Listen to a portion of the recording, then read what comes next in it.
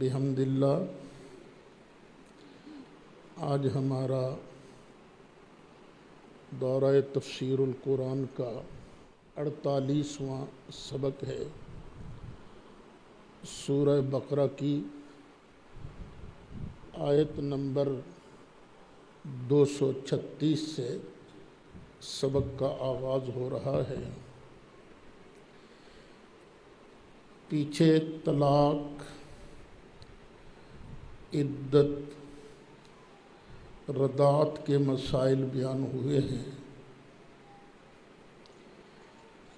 اب اللہ ارشاد فرماتا ہے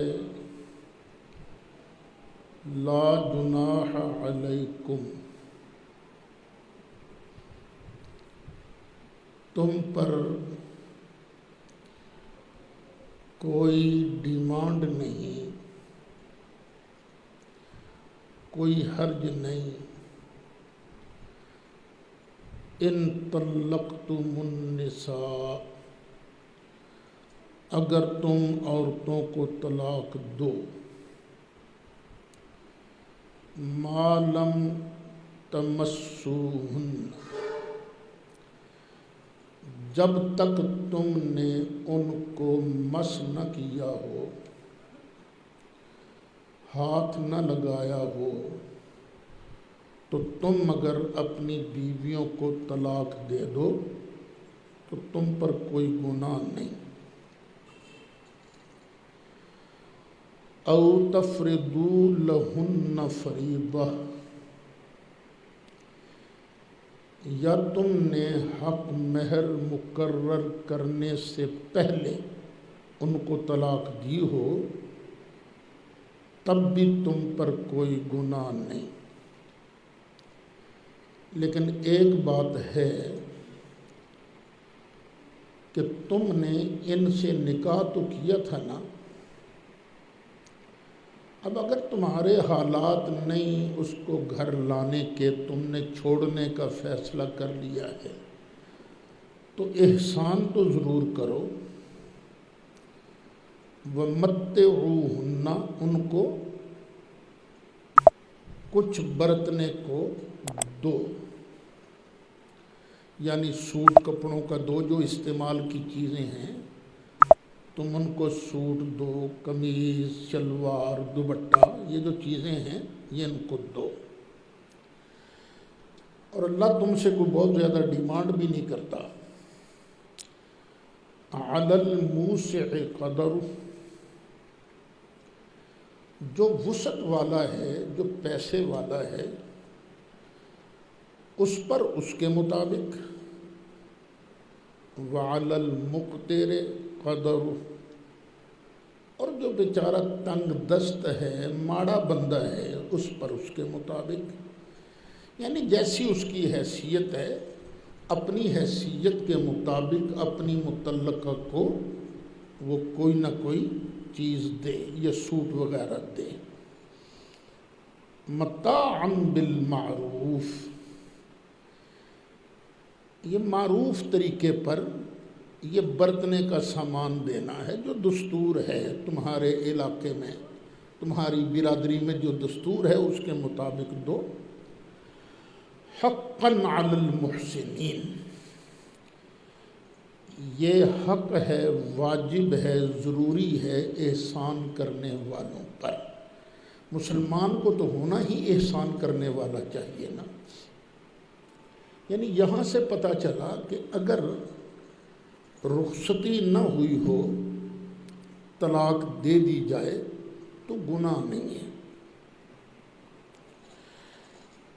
پھر آگے اور مسئلہ بیان ہوا وَإِن طَلَّقْتُمُوهُنَّ مِن قَبْلِ أَن تَمَسُّوهُنَّ، تم نے اپنی منکوحہ کو ہاتھ لگانے سے پہلے دے دی طلاق۔ وَقَدْ فَرَضْتُمْ لَهُنَّ فَرِيضَةً، اور تم نے حق مہر بھی مقرر کر لیا تھا۔ 10 لاکھ حق مہر ہے جی، حق مہر تم نے مقرر کر لیا۔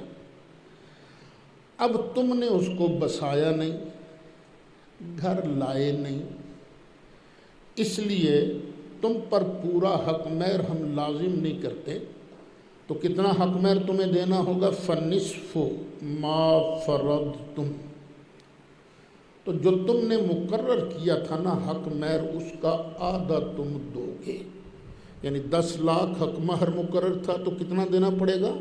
5 لاکھ۔ الا ان یعفون، ہاں ایک صورت ہے یہ عورتیں جو ہیں یہ کچھ معاف کر دیں، وہ فراخ دلی دکھائیں، کہیں کہ چلو 5 لاکھ نہیں تم 3 لاکھ دے دو، کچھ معاف کر دیا، سارا معاف کر دیا، اس کی مرضی۔ او یعفو والذی بیدہ عقدۃ النکاح، یا جس کے ہاتھ میں نکاح کی گرہ ہے، نکاح کی گرہ ہوتی ہے خامد کے ہاتھ میں، خامد کچھ زیادہ دے دے، 5 لاکھ طے تھا، 6 لاکھ دے دے، 7 لاکھ دے دے، خواہ پورا ہی دے دے، تو یہ مردوں پر ہے۔ اور دیکھو وَأَن تَعْفُوا أَقْرَبُ لِلتَّقْوَىٰ، اوے مردو تم اگر کچھ زیادہ دو گے نا تو یہ بات تقویٰ کے زیادہ قریب ہے۔ وَلَا تَنْسَوُا الْفَضْلَ بَيْنَكُمْ، اگرچہ بات میاں بیوی کی چل رہی ہے لیکن یہ قانون عام ہے، اوے مسلمانوں آپس میں ایک دوسرے پر احسان کو بھلا نہ دیا کرو، ہر وقت کوشش کیا کرو کہ تمہارا جو مسلمان بھائی ہے، تمہارا عزیز ہے، تمہارا رشتہ دار ہے، اس کا کچھ نہ کچھ بھلا تمہارے ہاتھوں ہوتا رہے۔ کسی نے بڑا اچھا جملہ کہا تھا کہ تم نے دیکھا تمہارا ایک بھائی ضرورت مند ہے اور تم اس کی ضرورت پوری کر سکتے ہو، لیکن تم نے ضرورت پوری نہیں کی تو پھر تم اچھے مسلمان نہیں ہو۔ اچھا مسلمان وہی ہے جو اپنے بھائی کی ضرورت محسوس کرے اور اس کے پاس ہو بھی تو اپنے بھائی کی ضرورت کو پورا کرے۔ ان اللہ بما تعملون بصیر، بے شک اللہ تعالیٰ جو تم کرتے ہو سب کچھ دیکھ رہا ہے، تمہارا آپس میں سلوک بھی دیکھ رہا ہے، جو زیادتی کرے گا وہ سزا کا مستحق ہوگا اور جو فضل کرے گا، مہربانی کرے گا، وہ انعام کا حقدار ہوگا۔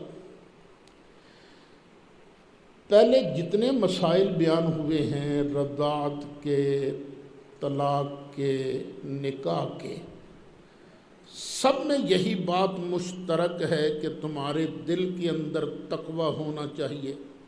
دیکھو نا، ان تعفوا اقرب للتقویٰ، اور تقوی پیدا ہوتا ہے،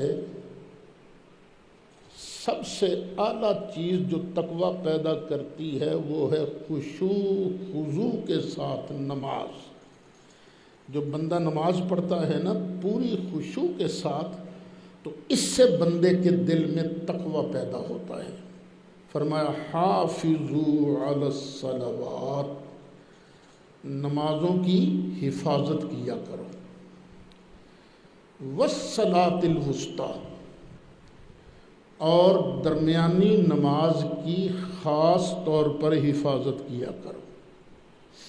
اب یہ درمیانی نماز کون سی ہے؟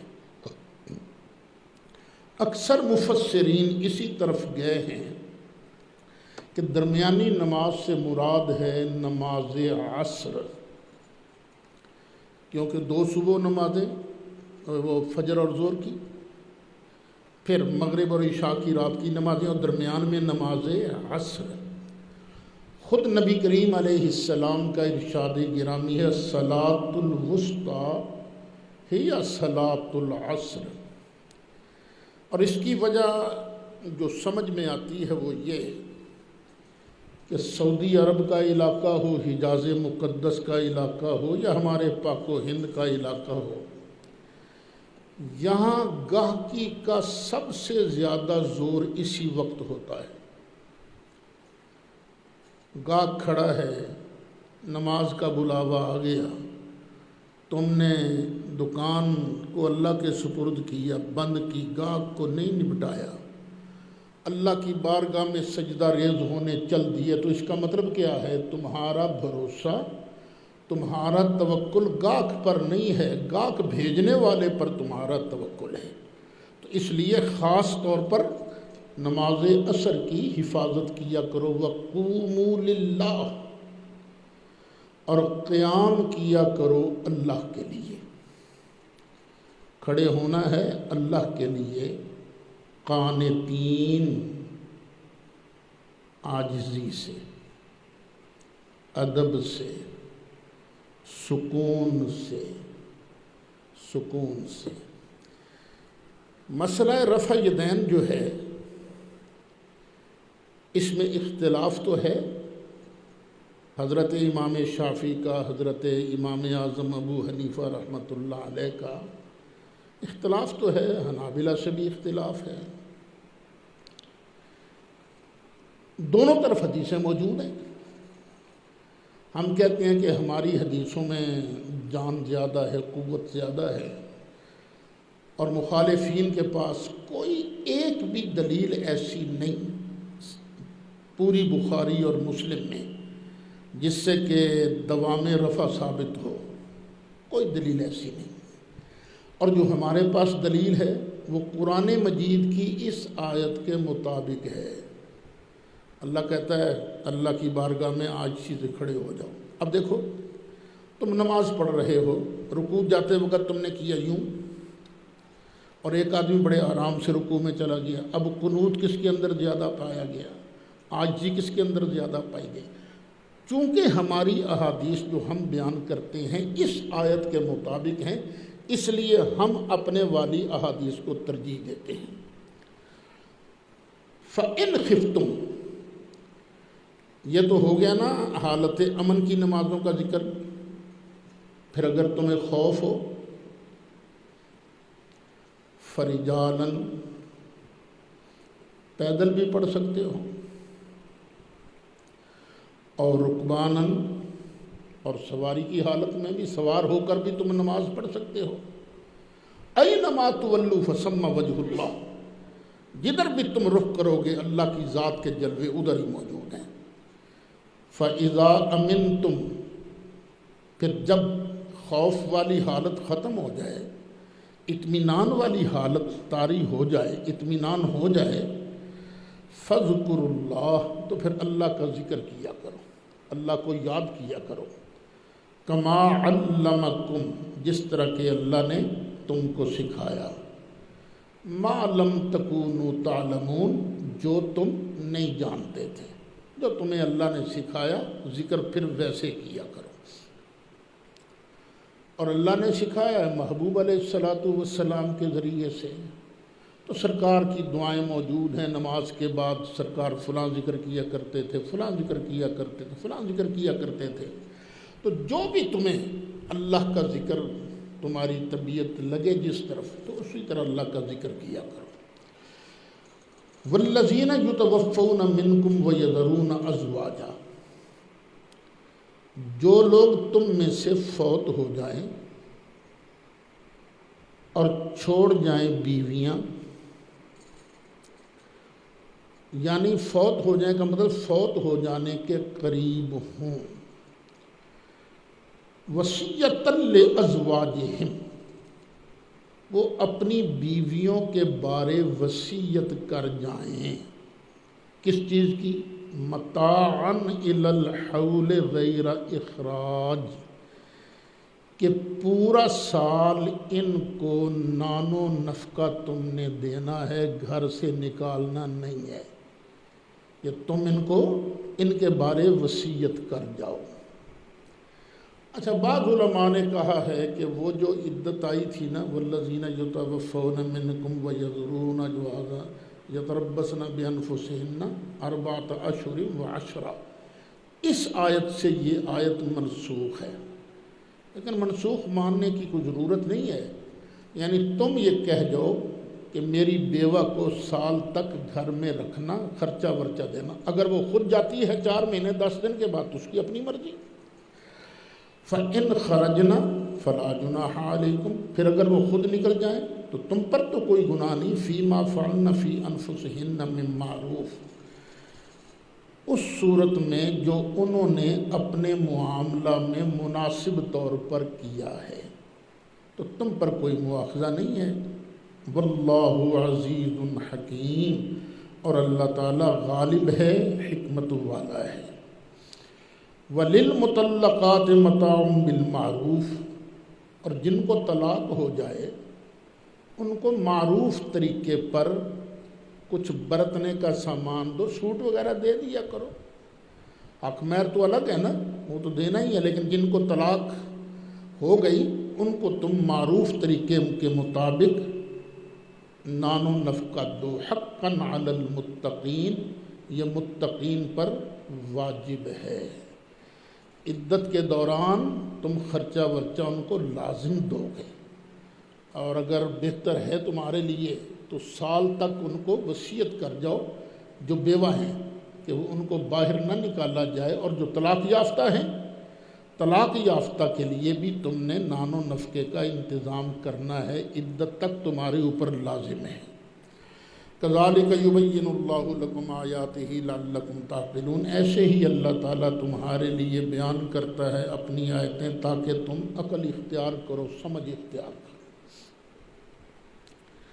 اب اس کے بعد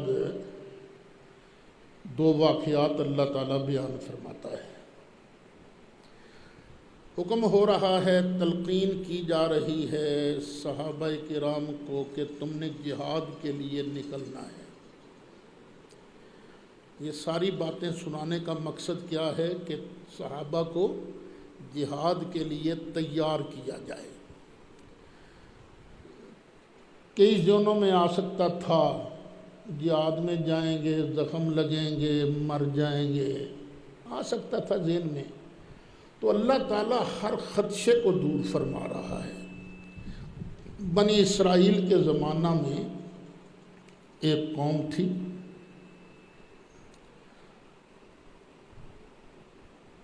طاعون کی بیماری پھیل گئی۔ طاعون سے بچنے کے لیے وہ اپنا شہر چھوڑ کے نکل گئے، شہر چھوڑ کے نکل گئے۔ جب شہر چھوڑ کے نکل گئے، ہمارے لیے بھی تو حکم ہے نا، جہاں طاعون ہو وہاں جاؤ نہ، اور جو وہاں رہتے ہیں وہ وہاں سے نکلے نہ، موت نے جب آنا ہے آ جائے گی۔ أَلَمْ تَرَ إِلَى الَّذِينَ خَرَجُوا مِن دِيَارِهِمْ، اے محبوب کیا تم نے نہیں دیکھا جو نکلے تھے اپنے گھروں سے، وَهُمْ أُلُوفٌ، 2-4 بھی نہیں تھے، ہزاروں کی تعداد میں تھے، حذر الموت، موت سے ڈرتے ہوئے۔ اے محبوب کیا تم نے دیکھا نہیں تھا؟ اچھا یہاں ایک بات یاد رکھ لیجئے، یہ علم تارا 2 معنی دیتا ہے۔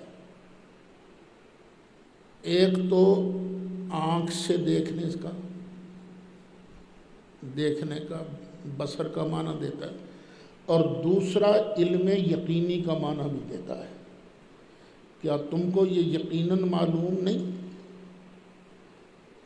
وہ جب موت سے ڈرتے ہوئے نکل گئے نا کئی ہزار کی تعداد میں، فقال لهم اللہ موتوا، تو پھر اللہ نے ان کو فرمایا مر جاؤ۔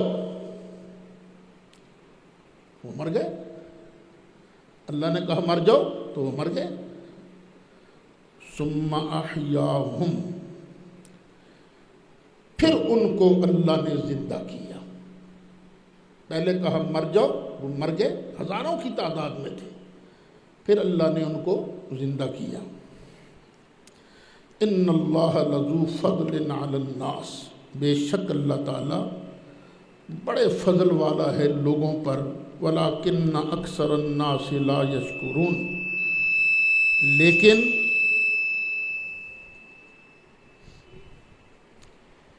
لیکن اکثر لوگ ناشکرے ہیں، شکر نہیں ادا کرتے۔ یہاں سے مسئلہ یہ بھی ایک معلوم ہوا، ایک ہے قانون اور ایک ہے قدرت۔ قانون الہی یہی ہے کہ جو یہاں مر گیا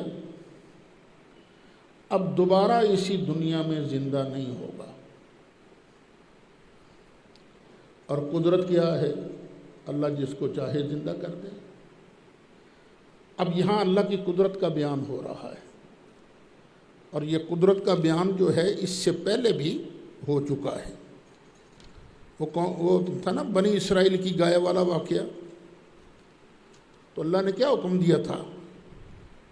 فَقُلْ نَضْرِبُوهُ بِبَعْضِهَا، پہلا پارہ آیت نمبر 73۔ ہم نے آرڈر دیا تھا اس مقتول کو، اس گائے کا ایک ٹکڑا مارو۔ كَذَلِكَ يُحْيِي اللَّهُ الْمَوْتَى، جس طرح ہم نے اس مردے کو زندہ کیا ہے اسی طرح اللہ مردوں کو زندہ کرے گا، یعنی قیامت کے دن اللہ تعالیٰ اسی طرح زندہ فرمائے گا۔ پھر آگے بھی اگلے سپارے میں ہی ہیں، تیسرے پارے میں 3-4 مثالیں آئیں گی۔ تو قانون کیا ہے؟ جو ایک مرتبہ دنیا میں مر جائے دوبارہ زندہ نہیں ہوتا، لیکن اللہ کی قدرت کیا ہے؟ جس کو چاہے زندہ کر دے۔ اس طرح کی مثالیں قرآن پاک میں بار بار، اس بات کو یاد رکھنا ہے آپ نے، یہ آپ کو نقطہ فائدہ دے گا جب حیات عیسیٰ علیہ السلام کا ہم تذکرہ کریں گے۔ وَقَاتِلُوا فِي سَبِيلِ اللَّهِ، اور اللہ کی راہ میں قتال کرو، جہاد کرو۔ وَاعْلَمُوا أَنَّ اللَّهَ سَمِيعٌ عَلِيمٌ، بے شک اللہ تعالیٰ، جان لو بے شک اللہ تعالیٰ سننے والا ہے، جاننے والا ہے۔ مَنْ ذَا الَّذِي يُقْرِضُ اللَّهَ قَرْضًا حَسَنًا، کون ہے جو اللہ کو قرض حسن دے گا؟ کون ہے جو اللہ کو قرض حسن دے گا؟ کو ہے قرض حسن دینے والا؟ فَيُضَاعِفَهُ لَهُ أَضْعَافًا كَثِيرَةً، پھر اللہ اسے کئی گنا کر کے واپس دے گا۔ یہ نہ سمجھنا کہ قرضہ دینے سے، ہم اللہ کی راہ میں خرچ کرنے سے تنگ دست ہو جائیں گے، نہیں۔ وَاللَّهُ يَقْبِضُ وَيَبْسُطُ، اللہ تعالیٰ ہی تنگی دینے والا ہے، اللہ تعالیٰ ہی وسعتیں دینے والا ہے۔ ایک بڑے معروف تابعی ہیں، ان کا نام ہے حضرت ابو عثمان نہدی یا عثمان نہدی، بصرہ کے رہنے والے تھے۔ پتہ چلا کہ حضرت سیدنا ابو ہریرہ رضی اللہ عنہ ایک حدیث بیان کرتے ہیں، اور وہ حدیث یہ ہے کہ جو بندہ اللہ کی راہ میں ایک دے گا، اللہ اس کو جواب میں 10 لاکھ عطا فرمائے گا۔ یہ انہوں نے حدیث کسی اور سے سنی تھی، اور جو حدیثوں کے صحیح عاشق تھے وہ تو ایک ایک حدیث کے لیے بڑا سفر کیا کرتے تھے۔ حج کا موسم آیا، پتہ چلا کہ حضرت ابو ہریرہ بھی حج کے لیے آ رہے ہیں۔ حج کے لیے گئے، ساتھ ہی نیت یہ بھی کر لی کہ میں خود اپنے کانوں سے حضرت ابو ہریرہ سے یہ حدیث سنوں گا۔ پتہ چلا سفر ایک ہو، نیتیں کئی ہوں، تو اللہ تعالیٰ الگ الگ نیت کا ثواب عطا فرماتا ہے۔ اب ان کی ڈبل نیت ہو گئی نا۔ ملے حج کے موقع پر حضرت سیدنا ابو ہریرہ رضی اللہ عنہ سے عرض کیا، میں نے یہ حدیث سنی ہے آپ کے حوالے سے۔ فرمایا میں نے تو یہ نہیں کہا، جس نے تمہیں حدیث سنائی ہے نا اس نے پورا یاد نہیں کیا۔ میں نے تو نبی کریم علیہ السلام سے جو سنا ہے، جو میں بیان کرتا ہوں، وہ یہ ہے کہ جو بندہ اللہ کی راہ میں ایک خرچ کرتا ہے، اللہ تعالیٰ اس کے بدلے میں اسے 20 لاکھ دیتا ہے۔ 10 لاکھ نہیں، 20 لاکھ عطا کرتا ہے۔ واللہ یقبض و یبسط، اللہ تعالیٰ ہی تنگی دیتا ہے، اللہ تعالیٰ ہی وسعتیں عطا فرماتا ہے۔ تو اللہ کی راہ میں یہ دیا کرو۔ اور اس دور میں یہ جو ہمارے دینی مدارس ہیں، یہ اس کا بہترین مصرف ہے، بہترین مصرف۔ دیکھو، جب کسی کو ضرورت ہوتی ہے نا، ضرورت، اس کی ضرورت کو اگر پورا کیا جائے تو اس کا اجر زیادہ ہوتا ہے۔ یہ کرونا کی وجہ سے ہمارے مدارس پر، خاص طور پر ہم پر، یہ بڑا ایک مشکل وقت آیا نا، اخراجات بھی پورے نہیں ہو رہے، بجلی کے بل دینے بھی بڑے مشکل ہو رہے ہیں۔ تو جو اللہ کا بندہ سن رہا ہے وہ دیکھے، توجہ کرے۔ ایک دو گے تو حضرت ابو ہریرہ نبی پاک علیہ السلام کا ارشاد سنا رہے ہیں، اللہ تعالیٰ ایک کے بدلے 20 لاکھ عطا فرمائے گا۔ وَإِلَيْهِ تُرْجَعُونَ، اور اسی کی طرف تم سب کو لوٹ کے جانا ہے۔ پھر آگے دوسرا واقعہ، أَلَمْ تَرَ إِلَى الْمَلَإِ مِنْ بَنِي إِسْرَائِيلَ مِنْ بَعْدِ مُوسَىٰ، کیا محبوب تو نے نہیں دیکھا اس گروپ کو جو بنی اسرائیل کا تھا اور تھا بھی موسیٰ علیہ السلام کے بعد؟ اذ قالوا لنبی لہم، جب انہوں نے اپنے نبی سے عرض کیا۔ اس نبی کا نام حضرت سیدنا شموئیل علیہ السلام بیان کیا جاتا ہے۔ یہ بنی اسرائیل کا گروہ تھا، کافروں سے لڑتے تھے، مار کھا جاتے تھے، کافر آتے ڈکیٹیاں کرتے، لے جاتے ان کا مال متا، تنگ آ گئے۔ انہوں نے آپس میں میٹنگ کی، میٹنگ کر کے کہنے لگے ہماری مار کھانے کی وجہ یہ ہے کہ ہم میں ڈسپلن نہیں ہے، ہمارا کوئی ایک بادشاہ نہیں ہے۔ جس جماعت کا ایک امیر ہوتا ہے، ایک بادشاہ ہوتا ہے، وہی ترقی کرتے ہیں، تو کوئی نہ کوئی ہمارا بادشاہ ہونا چاہیے۔ بات لطیفے کی سمجھو یا صحیح سمجھو، مجھے یاد ہے سن 70 کی اسمبلی میں ایک ممبر تھے خان عبد الولی خان، عوامی نیشنل عوامی پارٹی کے وہ سربراہ تھے اور اپوزیشن کی پارلیمانی پارٹی کے لیڈر تھے۔ انہوں نے اسمبلی کے فلور پر ایک واقعہ سنایا کہ ایک درویش کسی گاؤں میں گیا، وہاں کے لوگ بڑے غریب تھے، لیکن پھر بھی انہوں نے اس درویش کی بڑی خدمت کی۔ درویش خوش ہو گیا، صبح جاتے ہوئے دعا دے کر گیا، اللہ تعالیٰ تمہیں ایک امیر، ایک سربراہ عطا کرے۔ دعا دے کے چلا گیا، دعا قبول ہو گئی۔ گاؤں والوں نے اپنا ایک امیر، ایک سربراہ منتخب کر لیا، جس کی قیادت میں وہ ترقی کرتے گئے، اور ترقی کا نتیجہ خوشحالی ہوتا ہے، خوشحالی کا نتیجہ پھر نوجوانوں میں بدماشی بھی ہوتی ہے، تو بدماش بھی بن گئے، لاپرواہ بھی ہو گئے، اور 20-25 سال کے بعد نا وہی درویش پھر پھرتا پھراتا اسی گاؤں میں آیا۔ اب کسی نے اس کو نہیں پوچھا، لفٹ تک نہیں کرائی۔ جب وہ نکلا تو پھر دعا دے کے گیا، اللہ تمہارے گھر گھر میں لیڈر پیدا کرے۔ وہ دعا بھی قبول ہوگی، گھر گھر میں لیڈر پیدا ہوا، خوب آپس میں لڑے۔ وہ خان عبد الولی خان یہ واقعہ سنا کر کہتے تھے ہم پاکستانیوں کو کسی درویش کی بد دعا لگی ہے، ان کو تو پتہ نہیں لگی کہ نہیں لگی، پاکستانیوں کو، سنیوں کو تو لگی ہوئی ہے۔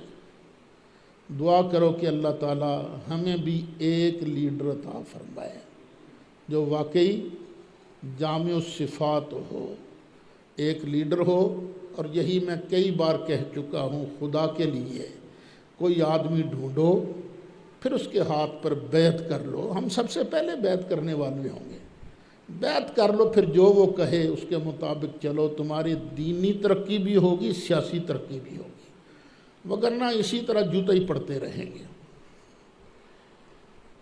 اذ قالوا لنبی لہم، جب انہوں نے اپنے نبی سے عرض کیا، ابعث لنا ملکا، ہمارے لیے کوئی بادشاہ کھڑا کر دے، نقاتل فی سبیل اللہ، تاکہ ہم اللہ کی راہ میں جہاد کریں، اس کی قیادت میں اللہ کی راہ میں جہاد کریں۔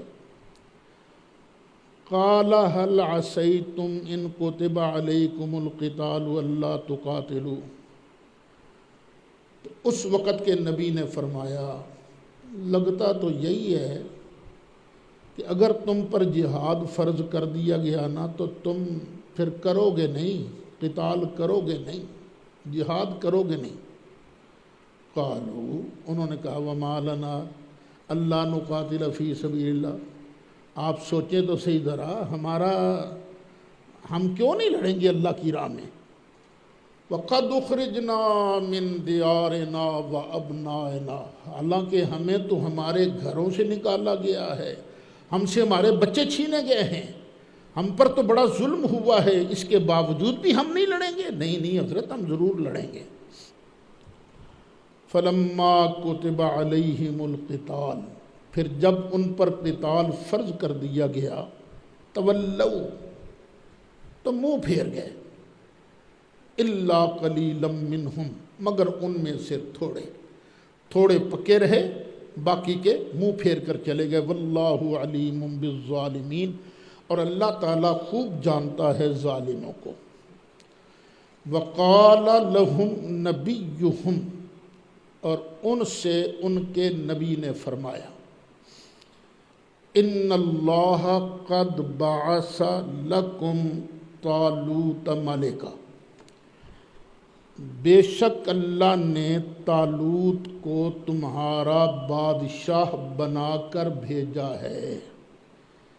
بعث کا معنی اعلیٰ حضرت نے یہاں یہی کیا ہے کہ بے شک اللہ نے طالوت کو تمہارا بادشاہ بنا کر بھیجا ہے۔ بنا کر بھیجنا ہوتا ہے بعثت کا معنی۔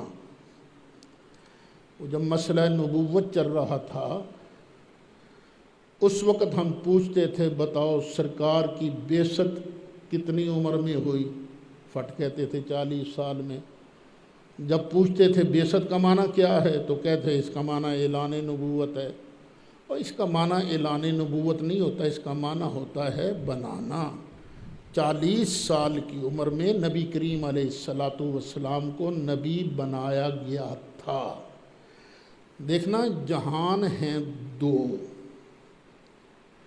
ایک ہے یہ جہان عالم اجساد۔ عالم اجساد میں یقیناً آدم علیہ السلام پہلے نبی ہیں، سب سے پہلے ان کو نبی بنایا گیا، اور سب سے آخر میں ہمارے آقا و مولا صلی اللہ علیہ وسلم کو نبی بنایا گیا۔ وہی یہاں آئی، وہی پیچھے گزرا ہے نا، فَبَعَثَ اللَّهُ النَّبِيِّينَ مُبَشِّرِينَ وَمُنذِرِينَ، پھر بھیجا اللہ تعالیٰ نے نبیوں کو اس حال میں کہ نبی بشارت دینے والے ہیں، ڈرانے والے ہیں۔ یہ جہان جو ہے ختم نبوت کا تعلق اس جہان سے ہے، اور ایک ہے اس جہان سے پہلے عالم ارواح۔ اچھا یہ جو ہے نا عالم اجساد والی نبوت اور ختم نبوت، یہاں سرکار کا آخری نبی ہونا یہ دلیل قطعی سے ثابت ہے، قطعی الثبوت، قطعی الدلالت۔ اور ایک ہے عالم ارواح میں نبی ہونا، تو وہ دلیل ظنی سے ثابت ہے، ہم اس کو بھی مانتے ہیں۔ وہاں سرکار بالفعل نبی تھے، لیکن وہ کیفیت کیا تھی وہ ہمیں نہیں پتہ۔ یہاں کی کیفیت کا کچھ پتہ ہے، سرکار تبلیغ کرتے تھے، اللہ اللہ سکھاتے تھے، لیکن وہاں کیا تھے بالفعل نبی، لیکن اس کی کیفیت کا ہمیں علم نہیں۔ تو بعثت کا معنی ہے بنانا۔ قالوا انا اچھا، اللہ نے فرمایا بے شک، نبی نے فرمایا بے شک اللہ تعالیٰ نے طالوت کو تمہارا بادشاہ بنا کر بھیجا ہے۔ قالوا، انہوں نے عرض کیا، انا یکون لہ الملک علینا، یہ ہمارا بادشاہ بن کیسے سکتا ہے؟ کیونکہ وہاں دو خاندان تھے یعقوب علیہ السلام کی اولاد میں سے، ایک خاندان میں نبوت تھی اور دوسرے خاندان میں بادشاہت تھی، اور یہ جو طالوت صاحب تھے یہ نہ خاندان نبوت میں سے تھے نہ ہی خاندان بادشاہت میں سے تھے۔ تو انہوں نے کہا جناب یہ ہمارا بادشاہ بن کیسے سکتا ہے؟ وَنَحْنُ أَحَقُّ بِالْمُلْكِ مِنْهُ، اس سے زیادہ سلطنت حکومت کے تو ہم حقدار ہیں۔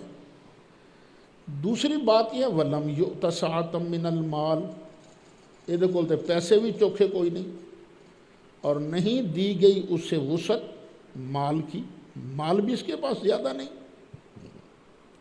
قال، فرمایا، ان اللہ اصطفاہ علیکم، اللہ نے اس کو تم پر چنا ہے، اس کو اللہ نے منتخب کیا ہے، اور اس بادشاہت کے لیے پیسوں کا ہونا ضروری نہیں کہ پیسے زیادہ ہیں۔ وَزَادَهُ بَسْطَةً فِي الْعِلْمِ وَالْجِسْمِ، اللہ نے اس سے دو کوالٹیاں دی ہیں، اس کو وسعت دی ہے علم میں بھی اور جسم میں بھی۔ یہ علم کون سا ہے جو اس طالوت کو دیا گیا ہے جو دوسروں کے پاس نہیں تھا؟ لڑنے کا علم، بادشاہت کا علم۔ کئی لوگ بادشاہ تو بن جاتے ہیں نا، لیکن پتہ ہوتا نہیں بادشاہت کرنی کیسے ہے، حکومت کرنی کیسے ہے، جس طرح کہ آج کل نظر آ رہا ہے۔ اور طالوت کو دو چیزیں دی گئی ہیں، کون کون سی؟ علم بھی، حکومت کرنے کا علم، لڑانے کا علم، اور جسم کی پاور بھی دی گئی ہے۔ واللہ یؤتی ملکہ من یشاء، اللہ اپنا ملک ہے جسے چاہتا ہے دیتا ہے، یہ اللہ جسے چاہتا ہے دیتا ہے۔ واللہ واسع علیم، اور اللہ تعالیٰ وسعت والا ہے، علم والا ہے۔ ابھی پھر ان کے اندر چن تھی تھوڑی سی۔ اب آگے حضرت شموئیل علیہ السلام نے فرمایا ان آیت ملکہ، بے شک طالوت کی حکومت کی نشانی کیا ہے؟ ان یأتیکم التابوت، تمہارے پاس وہ صندوق آ جائے گا، فیہ سکینۃ من ربکم، جس میں تمہارے رب کی طرف سے دلوں کا چین ہے، وہ صندوق آ جائے گا۔ وَبَقِيَّةٌ مِّمَّا تَرَكَ آلُ مُوسَىٰ وَآلُ ہارون، جناب موسیٰ اور جناب ہارون کی جو اولاد ہے ان کے پاس جو چند تبرکات بچے ہوئے تھے نا، وہ اس کے اندر موجود ہیں۔ موسیٰ علیہ السلام کا سوٹا مبارک، تورات کی تختیاں، اور حضرت ہارون علیہ السلام کے چند کپڑے۔ اچھا، ان کے پاس جب تک وہ تابوت رہا نا تو اللہ ان کو فتح دیتا رہا۔ پھر اس قوم کے اندر کچھ لوگ پیدا ہو گئے، ہر دور میں پیدا ہو، جو بے ادب ہوتے ہیں وہ کہتے ہیں نچکی پہ ہے جی، تبرکات کے منکر پیدا ہو گئے۔ تو قوم عمالقہ وہ چھین کر لے گئی یہ برکت والا صندوق۔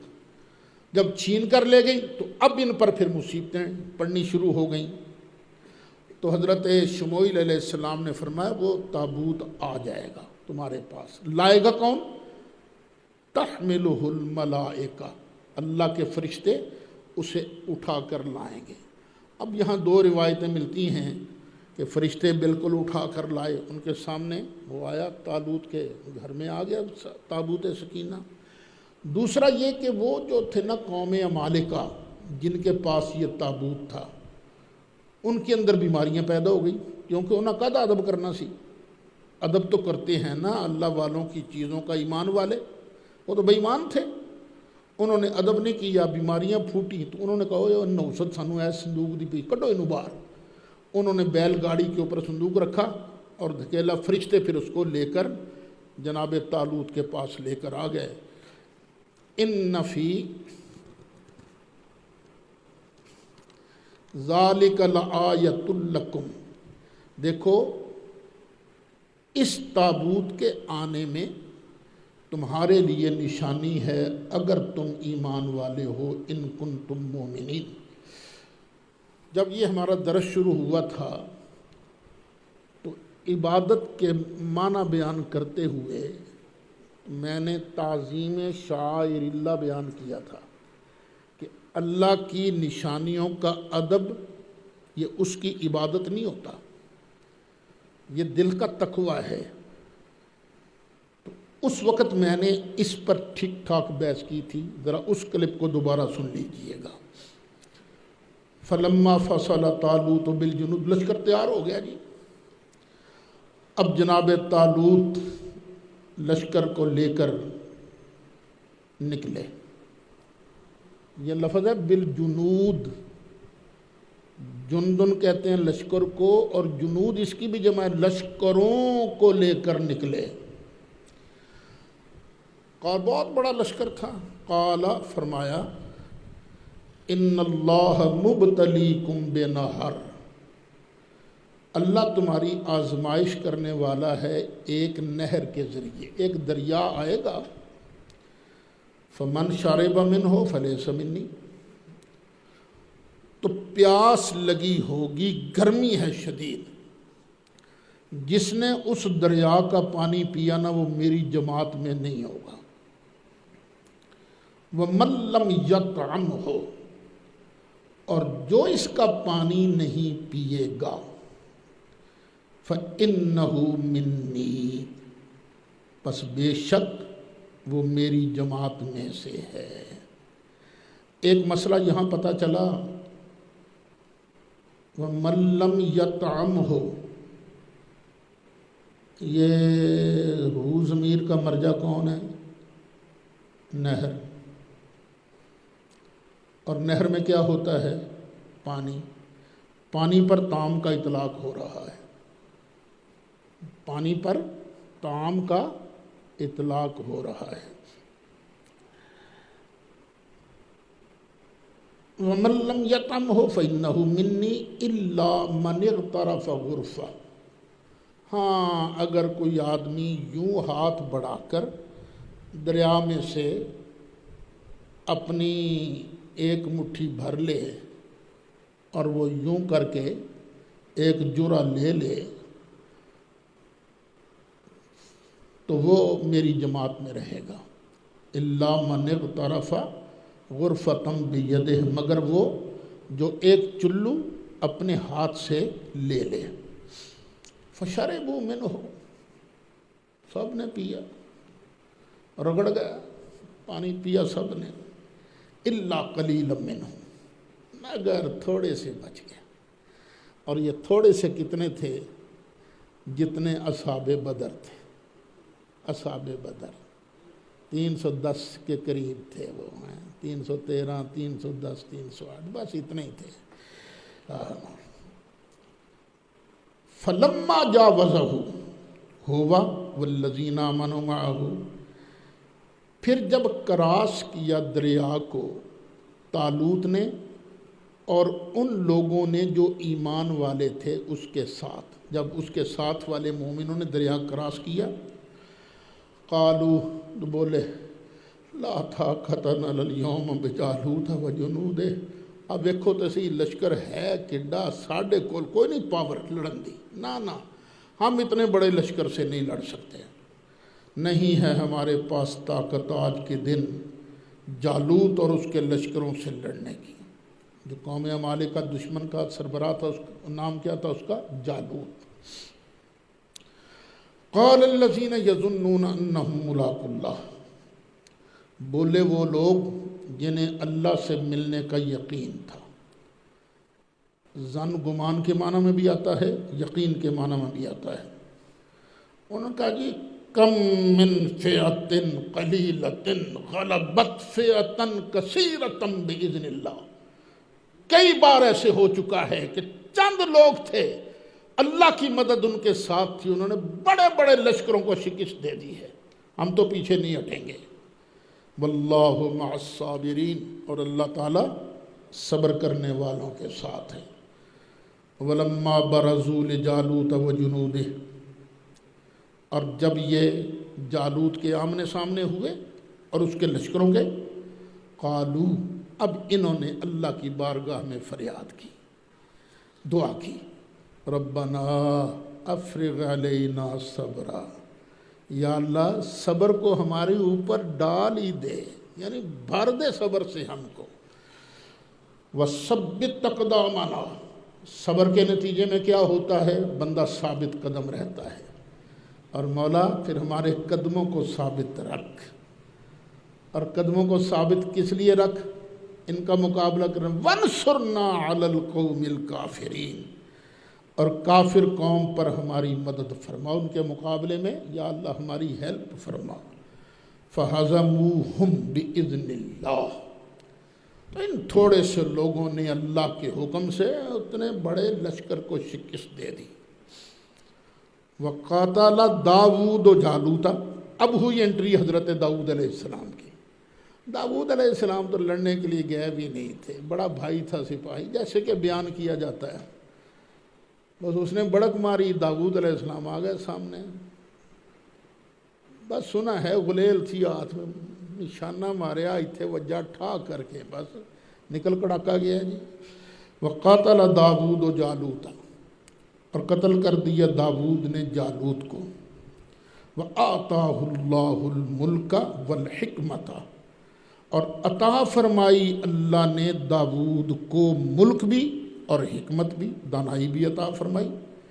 وعلمہ مما یشاء، اور داؤد کو وہ علم عطا فرمایا جو اللہ نے چاہا۔ آگے آئے گا علمنا منطق الطیر، ہم کو پرندوں کی بولیاں سکھائی گئیں، اللہ نے داؤدی عطا کیا گیا حضرت داؤد علیہ السلام کو۔ ہاں، اب یہ شروع ہی سے ہوتا آیا ہے، کچھ ہوتے ہیں شرارتی، کچھ ہوتے ہیں نیک، تو کبھی شرارتی غالب آ گئے، کبھی نیک غالب آ گئے، یہ اللہ کی سنت ہے۔ اور ولولا دفع اللہ الناس، اور اگر اللہ تعالیٰ لوگوں کو دور نہ کرے، بعضہم ببعض، بعض کو بعض کے ذریعے، اگر بعض لوگوں کو اللہ بعض لوگوں کے ذریعے دفع نہ کرے، دور نہ کرے، لفسدت الارض، تو زمین تو فساد سے بھر جائے۔ ولیکن اللہ ذو فضل علی العالمین، اور لیکن اللہ تعالیٰ بڑے فضل والا ہے سب جہان والوں پر۔ حبیب پیارے، ہم نے تجھے پیچھے سارے واقعات سنائے ہیں، ہر رسول کے ساتھ ایسے ہی ہوتا آیا ہے، کچھ ماننے والے ہوتے ہیں، کچھ نہیں ماننے والے ہوتے ہیں، نہ ماننے والے کروڑ کروڑ باتیں کرتے ہیں، تو محبوب ان کی باتوں کو دلوں پر نہیں لینا۔ تلک آیات اللہ، یہ اللہ کی نشانیاں ہیں، نتلوہا علیک بالحق، ہم اے محبوب تم پر ٹھیک ٹھیک تلاوت فرماتے ہیں، ٹھیک ٹھیک سناتے ہیں، تمہیں پڑھتے ہیں۔ وَإِنَّكَ لَمِنَ الْمُرْسَلِينَ، اور بے شک محبوب پیارے تو بھی رسولوں ہی کی جماعت میں سے ہے، جو کچھ پیچھے ہوتا ہے نا وہی آگے آئے گا۔ تِلْكَ الرُّسُلُ فَضَّلْنَا بَعْضَهُمْ عَلَى بَعْضٍ، یہ ہے رسولوں کی جماعت، ہم نے فضیلت بخشی ان میں سے بعض کو بعض پر۔ اچھا، نفس نبوت میں لا نفرق بین احد من رسلہ، نفس نبوت میں فرق نہیں کرتے، لیکن اللہ تعالیٰ درجات عطا کرتا ہے۔ اور اس آیت سے یہ بھی معلوم ہوا کہ کچھ کو کچھ پر فضیلت ہوتی ہے، ایک ہوتی ہے کلی فضیلت اور ایک ہوتی ہے جزوی فضیلت۔ ہر نبی کو کوئی نہ کوئی ایسا خاصہ ملتا ہے جو دوسرے کو نہیں ملتا. تو خود نبی کریم علیہ السلام کے اوپر یہ جزوی فضیلت کئیوں کو حاصل ہے. مثلا یوسف علیہ السلام خود نبی، یعقوب علیہ السلام ابا جان ہیں وہ خود نبی، اسحاق علیہ السلام دادا جان ہیں وہ خود نبی، ابراہیم علیہ السلام پر دادا جان ہیں وہ خود نبی. اور سرکار کو تو یہ شرف نہیں، یہ جزوی فضیلت ہے. لیکن مجموعی طور پر سب سے زیادہ درجہ اور مرتبہ اللہ نے اپنے محبوب علیہ السلام کو، ہمارے آقا و مولا صلی اللہ علیہ وسلم کو عطا فرمایا ہے. منہم من کلم اللہ، ان رسولوں میں سے ایک تو وہ ہے جس کے ساتھ اللہ نے کلام فرمایا، کوہ طور پر کلام فرمایا. ورفع بعضهم درجات، اور اٹھایا بلند کیا ان میں سے ایک کو کئی درجے، اور ایک وہ ہے جس کو کئی درجے دوسرے نبیوں پر اونچا کیا. اور یہ کون ہے؟ ہمارے آقا صلی اللہ علیہ وسلم. اتنا اونچا کیا، فرمایا ساری اولاد آدم کا سردار سید قیامت کے دن میں ہوں گا، سب سے پہلے جنت کا دروازہ میں کھٹکھٹاؤں گا. یہ سرکار کی فضیلت ہے. کسی اور نبی کو اللہ نے رحمت للعالمین کا لقب نہیں دیا. رحمت للعالمین کا لقب ملا ہے تو سرکار کو ملا ہے. کسی اور کے لیے اللہ تعالیٰ نے یہ نہیں کہا ما کان محمد ابا احد من رجالکم ولکن رسول اللہ و خاتم النبیین. پہلے نبی آتے رہے لیکن ان کا پیریڈ تھا ایک، اور ہمارے آقا ہیں سرکار کا پیریڈ تو اب قیامت تک سرکار کی بادشاہت ہی چلے گی. پوری روئے زمین پر میرے آقا کا سکہ چلے گا انشاءاللہ العزیز. وَآتَيْنَا عِيسَى ابْنَ مَرْيَمَ الْبَيِّنَاتِ، اور ہم نے عطا کیا عیسیٰ جو بیٹا ہے مریم کو کھلی نشانیاں. وَأَيَّدْنَاهُ بِرُوحِ الْقُدُسِ، اور ہم نے اس کی مدد فرمائی روح القدس کے ذریعے، پاک روح کے ذریعے. اور یہ پاکیزہ روح کون سی ہے؟ حضرت جبریل علیہ السلام. جبریل علیہ السلام حضرت عیسیٰ علیہ السلام کے ساتھ ساتھ رہا کرتے تھے. اللہ مدد کرنے والا ہے، لیکن عیسیٰ علیہ السلام کی مدد کس کے ذریعے کی؟ جناب عیسیٰ کے ذریعے. مدد اللہ ہی کرتا ہے، لیکن اللہ تعالیٰ کوئی نہ کوئی سبب پیدا فرماتا ہے. اور یہ نبی کریم علیہ السلام نے حضرت حسان سے بھی کہا تھا، حسان چل دے جواب میرے گستاخوں کو، جب تک تو میں مصطفیٰ کا دفاع کرتا رہے گا جبریل تیری مدد کرتا رہے گا. پھر دعا مانگ اللہم اید الحسان بروح القدس، یا اللہ میرے حسان کی تائید روح القدس کے ذریعے فرما. کیا مطلب تھا؟ روح القدس اچھے اچھے مضامین یہ حضرت حسان کے دماغ پر نازل فرماتا تھا. اور تم لوگ بھی تقریر کرتے ہو نا، جمعہ پڑھاتے ہو، اگر کوئی اچھی بات سوجھ جائے نا، اس میں اپنا کمال کبھی نہ سمجھنا، یہ سمجھنا یہ اللہ کا فضل ہے، اس نے یہ چیز ہمیں عطا فرمائی ہے. وَلَوْ شَاءَ اللَّهُ مَا اقْتَتَلَ الَّذِينَ مِن بَعْدِهِمْ، یہ اللہ کی مشیت ہے.